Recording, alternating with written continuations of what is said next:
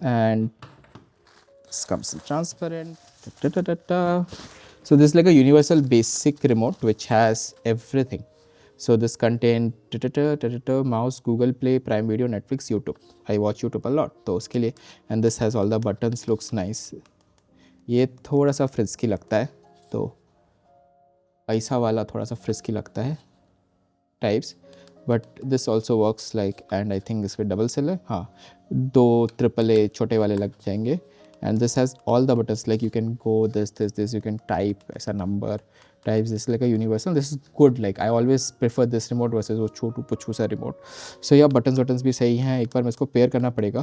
तो it has Google play, it has I think ऐसा वाला नेटफ्लिक्स, प्राइम वीडियो, यूट्यूब. मेरा मेन है यूट्यूब के लिए क्योंकि आई गेट अ बटन. सो एक बार जब मैं पेयर अप करूँगा तब अभी तक the quality is fine, looks good, nice. Buttons भी सही है. ये वाला थोड़ा सा मेरे को ऐसा फ्रिस्की लग रहा है, लाइक ऐसा मतलब बहुत ही बेसिक सा है. बाकी चीज़ें बटन सही है, बट ये जस्ट ये डी पैड वाला थोड़ा सा ऐसा नॉट वेरी ऐसा मतलब ठीक है, बट इट्स डूएबल इतने प्राइस में. Bye, thank you.